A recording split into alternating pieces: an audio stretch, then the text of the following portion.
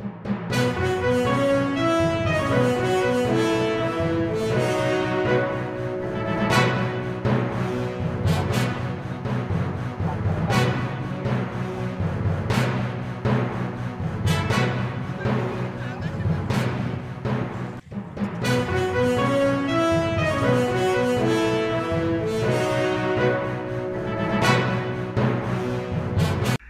The dream ക്യാച്ചറിലേക്ക് എൻ്റെ എല്ലാ സുഹൃത്തുക്കളെയും ഞാൻ സ്വാഗതം ചെയ്യുകയാണ്. ഇന്ന് നമ്മൾ പോകുന്നത് കുരിശുമലയിലേക്കാണ്, വാഗമണിലെ കുരിശുമല. അപ്പോൾ ഇങ്ങോട്ടേക്ക് പോകേണ്ട വഴികളും കാര്യങ്ങളും എല്ലാം നമ്മൾ ഓൾറെഡി മുരുകൻ മലയിലേക്ക് പോയപ്പോൾ ഷൂട്ട് ചെയ്തിട്ടുണ്ട്. അപ്പോൾ മുരുകൻ മലയും കുരിശുമലയും നേരെ ഓപ്പോസിറ്റായിട്ട് നിൽക്കുന്ന രണ്ട് മലകളാണ്. അപ്പോൾ മുരുകൻ മലയുടെ ആ ഒരു ലിങ്ക്, വീഡിയോ ലിങ്ക് ഞാൻ ഈ ഡിസ്ക്രിപ്ഷൻ ബോക്സിൽ കൊടുക്കുന്നുണ്ട്. അപ്പോൾ ഇതെൻ്റെ ഒരു സ്റ്റുഡൻറ്റിൻ്റെ വീടാണ്. റോസ്മേരി, അമ്മമ്മയുണ്ടോ ഇവിടെ? ഉണ്ടോ? അപ്പം നമുക്ക് അമ്മമ്മയെ നേരിട്ട് കാണാം. അമ്മമ്മ ഇവിടെ ഉണ്ട്. നമുക്ക് അമ്മമ്മയോട് കാര്യങ്ങളൊക്കെ ചോദിച്ച് മനസ്സിലാക്കാം. അമ്മമ്മേ, അപ്പോൾ നമ്മൾ വന്നു. റോസ്മേരിയുടെ അമ്മമ്മയാണ് അച്ഛമ്മ അമ്മ. അപ്പോൾ നമ്മൾക്ക് ഈ കുരിശുമലയെ കുറിച്ചിട്ടുള്ള എല്ലാ ഡീറ്റെയിൽസും നമുക്ക് പറഞ്ഞു തരുന്നത് അമ്മച്ചിയാണ്. അപ്പൊ നമുക്ക് ഡയറക്റ്റ് ആയിട്ട് അമ്മച്ചിയോട് ചോദിക്കാം. അമ്മച്ചി ഇവിടെ താമസിക്കാൻ തുടങ്ങിയിട്ട് എത്ര നാളായി?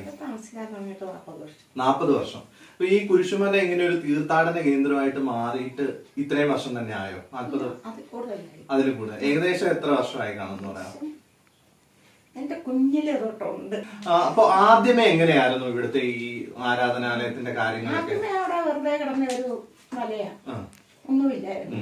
അപ്പം ഇവിടെ പോകുന്ന അടിവാരത്ത് ഒരു പള്ളിയുണ്ട്. അടിവാരത്തുള്ള അച്ഛൻ രാത്രിക്ക് പുറത്തിറങ്ങിയപ്പം മലയിലൊരു വെട്ടം നല്ല കത്തിച്ചു വെച്ച ഓല പ്രകാശം. അങ്ങനെ നോക്കി ഒരു മനുഷ്യരും ഇല്ല ഇവിടെ. ആകെ 2-3 വീടുകളും. അങ്ങനെ വെട്ടം കണ്ട് അത് നല്ല പ്രകാശം കണ്ട അച്ഛൻ പിറ്റേ ദിവസം അവിടെ കൊണ്ടൊരു കുരിശ് സ്ഥാപിച്ചു. അത് കഴിഞ്ഞിട്ട് അവനോട് അനുവാദവും മേടിച്ച് ചെറിയ പള്ളി അവിടെ ഉണ്ടാക്കി. ഈ കുരിശ് സ്ഥാപിച്ചു കഴിഞ്ഞു. അവിടെ ചെറിയ പള്ളി ഉണ്ടായി. പിന്നെ അവിടുന്ന് അവര് അടിവാരം അതിലേ മല കയറും. 14 സ്ഥലവും വെച്ച് കുരിശിന്റെ വഴി ചൊല്ലി അവരെല്ലാ കൊല്ലവും കയറുമായിരുന്നു. എല്ലാ ബുധനാഴ്ചയാണ് കൂടുതൽ. മാതാവല്ലി ബുധനാഴ്ച ഇല്ല. ഓ ശരി ശരി. പള്ളിയിലുള്ളതേ ഉള്ളൂ. ബുധനായർ എന്ന് പറഞ്ഞാല് ഈസ്റ്റർ കഴിഞ്ഞ് ഈസ്റ്റർ കഴിഞ്ഞ് വരുന്ന തൊട്ട് ഞായറാഴ്ച. ഓക്കെ. അപ്പൊ പുതുഞായറാഴ്ചയാണ് ആക്ച്വലി പണ്ടൊക്കെ ഈ ഇങ്ങോട്ട് കുരിശുമല കയറിക്കൊണ്ടിരുന്നത്. അത് കഴിഞ്ഞ് പിന്നെ ഈ ദുഃഖവെള്ളിയിലേക്ക് അത് മാറിയത്. ദുഃഖവെള്ളിയിലേക്ക് മാറിയിട്ട് ഇപ്പം 30 വർഷമായിട്ടുള്ളൂ. അത് ഓർമ്മയുണ്ടോ അമ്മയ്ക്ക്? ആദ്യമൊക്കെ എങ്ങനെയാണ് ആൾക്കാര് ആൾക്കാര് ആദ്യമൊക്കെ കുറേശ്ശെ കയറാൻ തുടങ്ങി. പിന്നെ ആയപ്പോഴത്തേനും ഇതിലെ വഴിയെ പോലും സ്ഥലമില്ലാത്തതുപോലെ അതുപോലെ ആളായിട്ട് മാറി അല്ലെ? ഒത്തിരി അല്പം പ്രവർത്തിക്കുന്ന ഒരു സ്ഥലമാണ്. എന്തെങ്കിലും ഒരു ഇൻസിഡന്റ് അങ്ങനെയും ആരെങ്കിലും പറഞ്ഞിട്ടറിയാം? വീട്ടിൽ വന്ന ചിലര് കാല് മുട്ടിന് വേദന കേരളത്തിലെന്നും പറഞ്ഞ് ഇരിക്കുമായിരുന്നു. അന്നേരം കൂടുതൽ നടന്നാ വരുന്നത്. ഇരിക്കുമ്പോ ഞാൻ പറയും, ചേച്ചി പതിയെ പ്രാർത്ഥിച്ച് കയറിപ്പോക്കോ, തിരിച്ചു വരുമ്പോ അതിന്റെ അനുഭവം ഉണ്ടാവുമെന്ന് പറഞ്ഞു വിടും. അങ്ങനെ കയറിപ്പോയി തിരിച്ചവര് ഓടി ഇറങ്ങി വരും. ഓടി വന്നേച്ച് പറയും, അമ്മയെ പറഞ്ഞു വിട്ടത് നല്ല കാര്യമായി എന്ന് പറയും. കാലിന്റെ വേദന പോയെന്ന് പറയും. അങ്ങനെയുള്ള ഒത്തിരി അത്ഭുതങ്ങളുണ്ട്. എനിക്കാണേലും കേട്ടെങ്കിൽ അവിടെ പോയിട്ട് വരുമ്പോ നല്ലൊരു ഉന്മേഷമാണ്. അപ്പൊ ഞങ്ങള് ഈ പുതിയ തലമുറയോട് അമ്മച്ചിക്ക് എന്താ പറയാനുള്ളത്? ഈ ദുഃഖവെള്ളി പോലെയുള്ള ദിവസങ്ങള് ആ ത്യാഗത്തിന്റെ കഥകൾ പറയുന്ന ഒരു സ്ഥലമല്ലേ? അപ്പൊ അങ്ങനെ ഒരു സ്ഥലത്തേക്ക് പോകുന്നവരോട് അമ്മച്ചിക്ക് പറയാനുള്ളത് എന്താണ്? പ്രാർത്ഥിച്ച് ഓരോ കുരിശിന്റെ ചുവട്ടില് സമർപ്പിച്ച് കയറി കൊടുക്കും. ചെല്ലുന്ന എല്ലാവർക്കും ദൈവം അതിന്റെ ഒരു അനുഗ്രഹം കൊടുക്കുന്നത്. അപ്പൊ എന്തായാലും ഞാനും ജോമിനും റോസ്മേരിയും കൂടി ഇന്ന് നമ്മുടെ കുരിശുമല കയറാൻ പോവാണ്. നാളെ പെസഹ വ്യാഴം, അത് കഴിഞ്ഞാൽ ദുഃഖവെള്ളി. അപ്പോ യേശുവിന്റെ ഒരു അനുഗ്രഹം ഞങ്ങളുടെ മേലിലും ചൊരിയട്ടെ എന്ന് പ്രാർത്ഥിച്ചുകൊണ്ട് ഞങ്ങൾ 3 പേരും കൂടി മല കയറാൻ പോവാണ്. അമ്മച്ചിയുടെ അനുഗ്രഹം നമുക്ക് ഉണ്ടാവണം. അപ്പോ താങ്ക് യു സോ മച്ച്. ഇനി നമ്മൾ കാണും കേട്ടോ. കുരിശുമല ബോർഡ് ഇവിടെ സ്ഥാപിച്ചിട്ടുണ്ട്. ഇതിന്റെ റൈറ്റ് സൈഡിലൂടെയാണ് നമ്മൾ മുകളിലേക്ക് പോകുന്നത്. മുകളിലേക്ക് കയറാൻ ആളുകൾ ഇവിടെ ഇഷ്ടംപോലെ. നമുക്ക് ആ കൂടെ തന്നെ മുകളിലേക്ക് പോവാം. ഓക്കെ.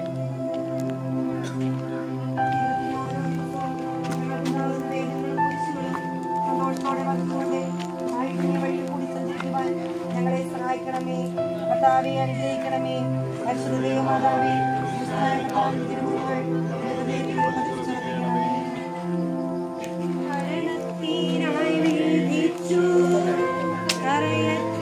ദൈവത്തിൻ കുഞ്ഞാടി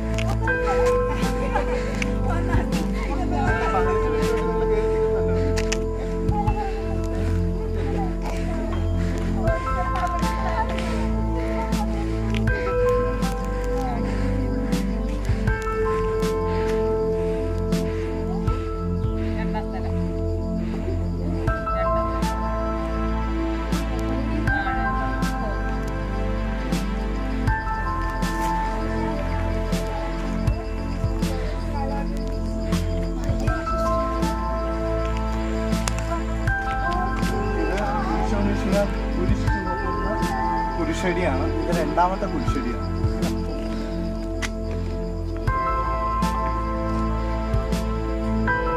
ഇതുപോലെ 14 കുരിശടികളുണ്ട് ഇവിടെ. രണ്ടാമത്തെ കുരിശടി നമ്മൾ കഴിഞ്ഞു.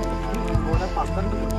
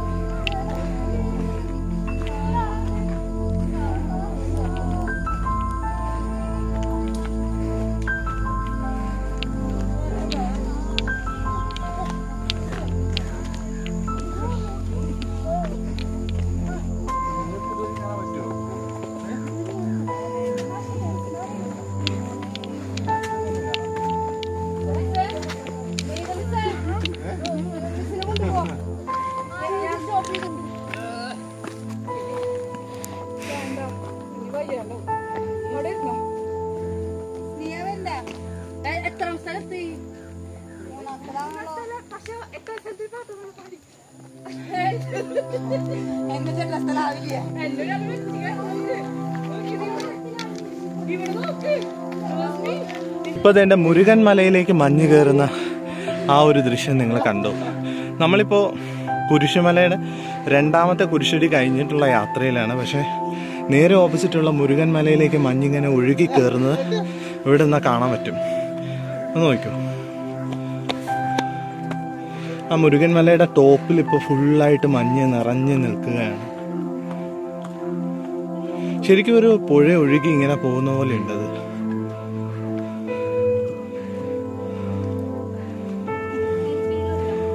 ഓക്കെ, അപ്പോൾ അത് കണ്ടെങ്കിൽ നമുക്കിനി മൂന്നാമത്തെ കുരിശടിയിലേക്ക് പോവാം.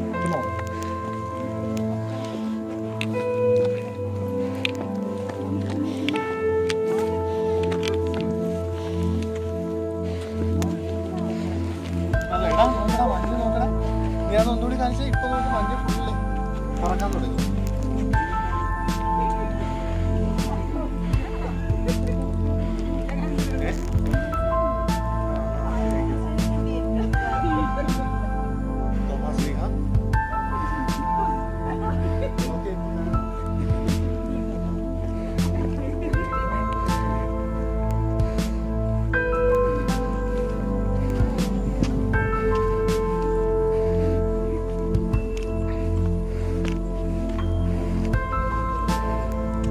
നമ്മളിപ്പോൾ മൂന്നാമത്തെ കുരിശടിയിലായി. ദൈവപുത്രൻ ഇവിടെ ഒന്നാമത്തെ പ്രാവശ്യം തന്നെക്കാൾ വലുപ്പമുള്ള ഭാരം കൂടി ആ കുരിശ് ചുമന്ന് മല കയറുന്ന ആ ഒരു സമയത്ത് ഒന്നാമതായി അദ്ദേഹം വീഴുന്ന ഒരു ചിത്രമാണ് ഇവിടെ പോർട്രേറ്റ് ചെയ്തത്. ശരിക്കും ഇവിടെ നിൽക്കുമ്പോൾ എനിക്ക് എൻ്റെ ദേഹത്തെല്ലാം ഇങ്ങനെ ആയിട്ടൊരു വല്ലാത്തൊരു അനുഭവം വരുന്നുണ്ട്. അപ്പോൾ അത് നിങ്ങളിവിടെ വരണം. ഓരോ ചിത്രങ്ങൾ കാണുമ്പോൾ നമ്മൾ പതിയെ ആ പുറകിലേക്ക് ഇദ്ദേഹം അനുഭവിച്ച ആ ഒരു യാതനകളിലേക്ക് നമ്മളെ കൂട്ടിക്കൊണ്ടു പോകുന്നതാണ്. അപ്പോൾ എന്തായാലും ഈശോ ഒന്നാം പ്രാവശ്യം വീഴുന്ന കുരിശടിയാണ്, 3ാമത്തെ കുരിശടി. ഇനിയും നമ്മളെ കാത്ത് 11 കുരിശടികൾ കൂടിയുണ്ട്. അപ്പോൾ നമുക്ക് മുന്നിലേക്ക് പോകാം. എനിക്ക് തൊട്ട് മുന്നിൽ കാണുന്ന ദൃശ്യം വളരെ മനോഹരമായ ഒരു ദൃശ്യമാണ്. മഞ്ഞിങ്ങനെ മലകളെ ചുംബിച്ച് പൊതിഞ്ഞ് ഒരു പുതപ്പ് പോലെ. നമുക്കിപ്പോൾ പകുതി മല കാണാൻ പറ്റുന്നില്ല. ജോബിന് ആ പകുതി മലയിലേക്കുള്ള ആ ഒരു കാഴ്ച കൂടി ഒന്ന് കാണിച്ചത്. അതുപോലെ തന്നെ ഭക്തജനങ്ങൾ സ്തുതികൾ പാടി മുകളിലേക്ക് വരുന്നുണ്ട്. അതിൻ്റെ ഒരു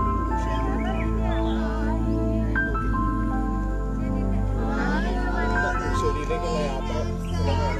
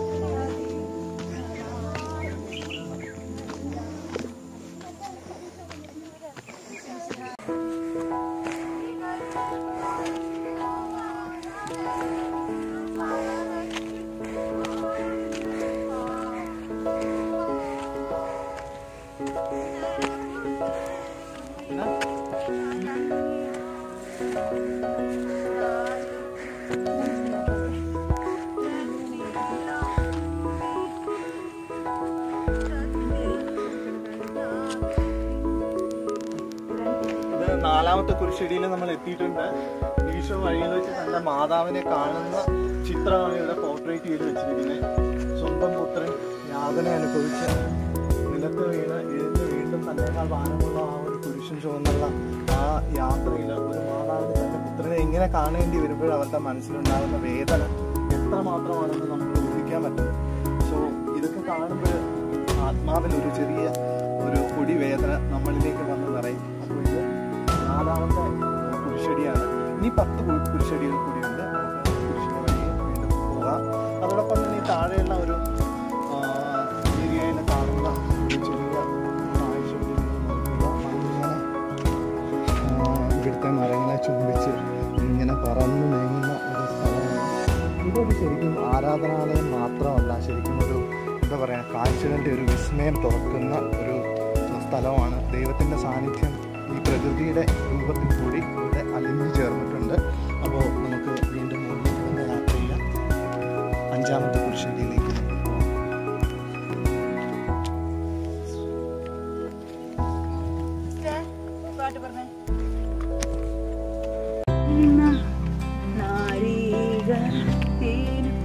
നാദൻ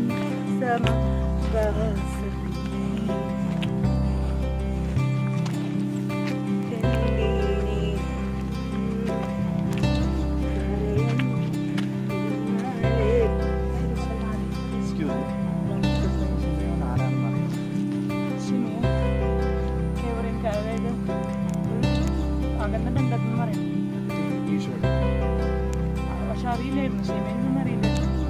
ശേഷം മനസ്സിലായി ഇതൊക്കെ ശേഷം ചരിത്രം പഠിച്ചറിഞ്ഞപ്പോഴാണ് ഷിമിയോനും ഒരാളാണ് മനസ്സിലായത്. ഷിമിയോനും ഇതെല്ലാം അറിയില്ല.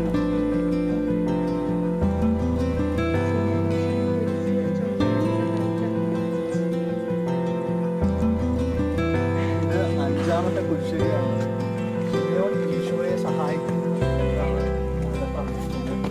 ഷിമിയോൻ എന്ന് പറയുന്നത് ചരിത്രം പരിശോധിച്ചാൽ നമ്മുടെ സിസ്റ്ററിന്റെ വാക്കുകൾ കടമെടുക്കുകയാണ്. അതായത് ഷിമിയോൻ എന്ന് പറയുന്നത് ചരിത്രം പറയുന്നത് യേശുവിൻ്റെ തന്നെ ക്രിസ്തുവിൻ്റെ ഒരു അകന്ന ബന്ധത്തിൽപ്പെട്ട ഒരാൾ തന്നെയാണ്. അദ്ദേഹം ഇവിടെ ഈശോയെ കുരിശിൻ്റെ വഴിയിൽ ആ കുരിശ് ചുമക്കുന്നതിന് സഹായിക്കുന്ന ഒരു ചിത്രമാണ് ഇവിടെ പോർട്രേറ്റ് ചെയ്തിരിക്കുന്നത്.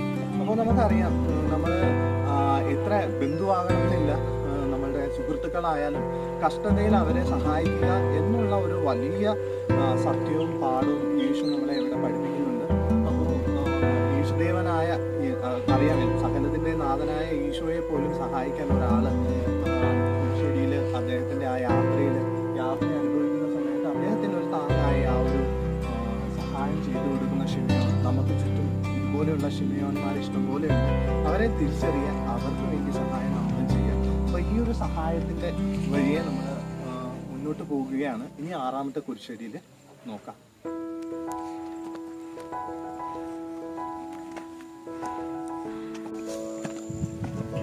ഇത് റോസ്മേരിയാണ്. റോസ്മേരിക്ക് ക്യാമറയിൽ കയറാൻ ഭയങ്കര ബുദ്ധിമുട്ടായിരുന്നു. അപ്പോൾ റോസ്മേരി ക്യാമറയിൽ വന്നിട്ടുണ്ട്. ഇനി ബുദ്ധിമുട്ടുള്ള ഒരാളാണ് ക്യാമറാമാൻ. അവനെയും ഉറപ്പായിട്ടും ഈ ഒരു വീഡിയോയിൽ ഞാൻ ഉൾക്കൊള്ളിക്കുന്നതാണ്. അവനെ പ്രതീക്ഷിക്കുക വേണ്ട.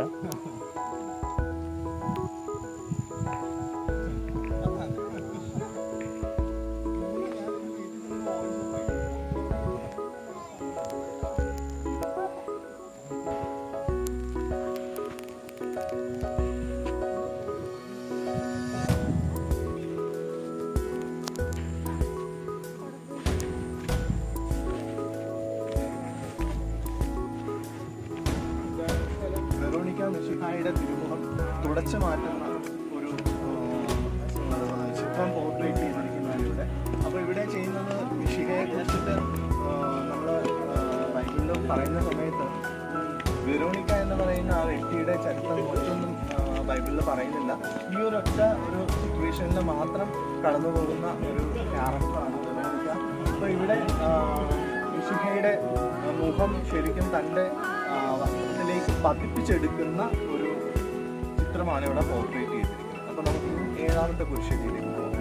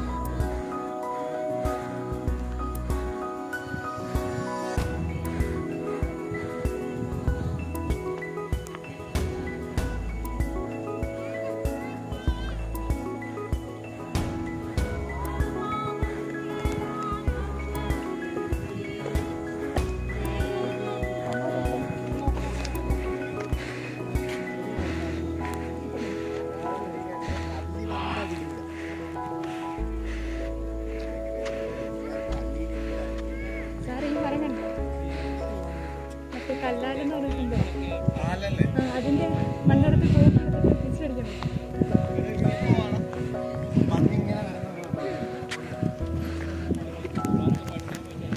എൻ്റെ മുഖം ആരും കാണണ്ട.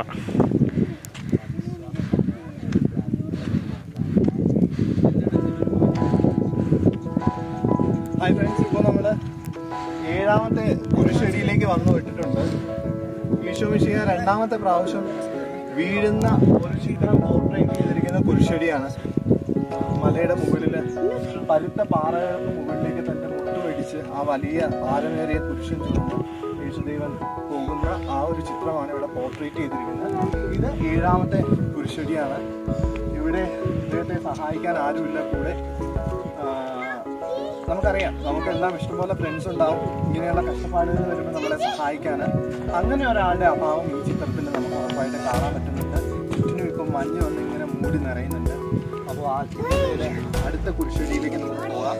ആളുകൾ ഇഷ്ടംപോലെ ഒഴുകി വന്ന് കയറുന്നുണ്ട് ഇവിടെ ഈ മഞ്ഞ് നിറയുന്ന ഈ ഒരു സ്ഥലത്തേക്ക് അതുപോലെ തന്നെ മഞ്ഞിനോടൊപ്പം ആളുകൾ വന്ന് നിറയുന്നുണ്ട്. ഇനി നമുക്ക് 8ാമത്തെ കുരിശടിയിൽ കാണാം. കുരിശുമല യാത്രയുടെ 1ാമത്തെ പാർട്ട് ഞാൻ ഇവിടെ വൈൻഡപ്പ് ചെയ്യുകയാണ്. 8ാമത്തെ കുരിശടി മുതലുള്ള ബാക്കി കാഴ്ചകളും മഞ്ഞിൻ്റെ ജാലകം തുറന്ന് മഞ്ഞു മൂടുന്ന ഈ കുരിശുമലയുടെ കൂടുതൽ ദൃശ്യങ്ങളുമെല്ലാം ഞാൻ 2ാമത്തെ പാർട്ടിൽ നിങ്ങൾക്ക് വേണ്ടി കരുതി വെക്കുകയാണ്. നാളെ തന്നെ 2ാമത്തെ പാർട്ട് നിങ്ങൾക്ക് വേണ്ടി ഞാൻ അപ്ലോഡ് ചെയ്യുന്നതാണ്. 1ാമത്തെ പാർട്ട് കണ്ട് ഇഷ്ടമായെങ്കിൽ നിങ്ങൾ അത് കമൻ്റായിട്ട് അത് അറിയിക്കുക. കൂടുതൽ വിശേഷങ്ങളുമായി നമുക്ക് വീണ്ടും കാണാം.